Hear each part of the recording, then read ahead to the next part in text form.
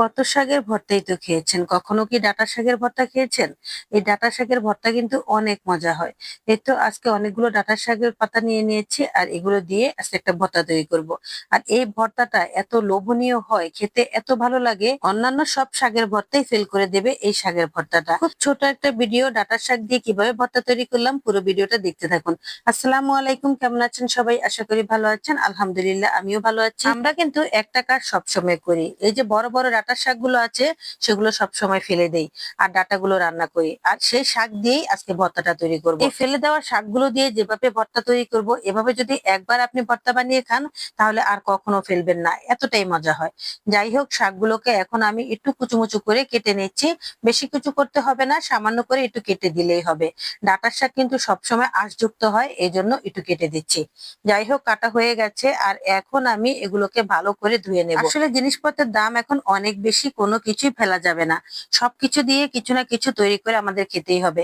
যেহেতু অনেক দাম দিয়ে কিনে এনেছি, তাহলে পাতাগুলো কেন ফেলবো? কিন্তু এই পাতাগুলো ভাজি করলে একদমই মজা লাগে না, কারণ এগুলো বুড়ো বুড়ো পাতা। এই পাতাগুলো ভাজি করলে একদম শক্ত শক্ত হয়ে থাকে। তাই আজকে আর ভাজি করব না, আজকে এগুলো দিয়ে ভর্তা তৈরি করব। আর এই ভর্তা দিয়েই আপনি 1 প্লেট ভাত খেতে পারবেন। এই তো পাতাগুলো ভালো করে ধুয়ে নিয়েছি, তারপরে একটু লবণ দিয়ে ভালো করে একটু সিদ্ধ করে নিয়েছি। একদম সিদ্ধ করে নিয়েছি, ভালো করে শুকাইনি। আর তারপর মরিচ টেলে নিলাম, এখানে শুকনো মরিচ টেলে নিয়েছি। আর এখন টেলে নিচ্ছি কুচো চিংড়ি মাছ। এই কুচো চিংড়ি মাছগুলো কিন্তু খেতে অনেক মজা লাগে, বিশেষ করে ভর্তার সাথে দিলে। আমি কিন্তু এখানে একটু তেল ব্যবহার করব না, তেল ছাড়াই আজকে এই ভর্তাটা বানাবো। আমি কুচো চিংড়ি মাছগুলো ভালো করে টেলে নিয়েছি আর এদিকে রসুনটাও ভালো করে টেলে নিচ্ছি। ভর্তার কালারটা সুন্দর হওয়ার জন্য কুচো চিংড়ির সাথে সামান্য করে একটু হলুদ দিয়ে দিয়েছি। আর এই তো শুকনো মরিচগুলো এখন লবণ দিয়ে ভালো করে ডলে নিচ্ছি। এখানে আমি লবণের পরিমাণটা একদম কম দিয়েছি, যেহেতু আমি শাকের সাথে লবণ দিয়েছি। আর তারপর দিয়ে দিলাম এখানে রসুন কুচি আর পেঁয়াজ। আর এই ভর্তাটা এত স্বাদ কেন হয়েছে সেটাই এখন দিয়ে দিলাম। সেটা হচ্ছে কালো জিরা। এই কালো জিরাটা আমি পাউডার করে রেখেছি তেলে, আর এখন সেখান থেকে 1 চামচ দিয়ে দিয়েছি।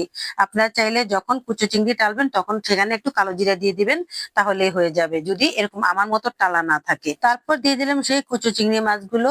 আর এখন ভালো করে ডলে নিয়েছি, আর এবার দিয়ে দিচ্ছি সেই শাকটা। এবার দেখেন ভর্তাটা কেমন হয়, এত মজা হয়েছে এই ভর্তা, কি বলবো।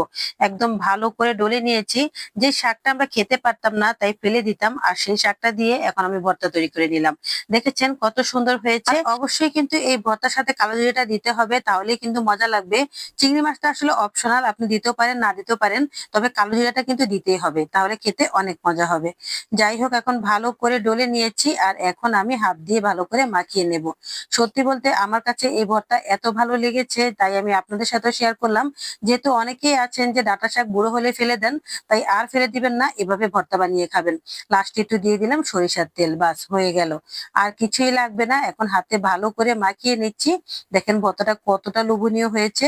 আমি তো এখন ভিডিওতে ভয়েস দিচ্ছি, মনে হচ্ছে যেন আবার একটু খাই, এতটাই সুন্দর হয়েছে আর এতটা লোভনীয় হয়েছে। এই শাক ভর্তার সাথে আপনি চাইলে শুটকিও দিতে পারেন, এমনকি অন্য কোনো মাছও দিতে পারেন, তাহলেও কিন্তু ভালো লাগবে। যাই হোক, এই তো ভর্তাটা করে নিলাম আর এখন একটা প্লেটে নিয়ে নিলাম। দেখেন কত সুন্দর হয়েছে, আর কতগুলো শাক নিয়েছি আর অল্প একটু ভর্তা হয়ে গেছে। আমার তো মনে হচ্ছে আমি শাকগুলো না ফেলে খুব ভালোই করেছি, কারণ এই শাকের ভর্তাটা দিয়েই আমি প্লেটের অর্ধেক ভাত শেষ করে ফেলেছি। কেমন হয়েছে ফেলে দেওয়া এই ডাঁটা শাকের ভর্তা অবশ্যই কমেন্ট করে বলবেন, সাথে ভালোবেসে একটা লাইক দিয়ে দিবেন। আর যদি বেশি ভালো লাগে তাহলে অবশ্যই শেয়ার করে রেখে দিবেন, তাহলে আপনিও বানিয়ে খেতে পারবেন। ভালো থাকবেন সবাই, আজ এ পর্যন্তই, আল্লাহ হাফেজ।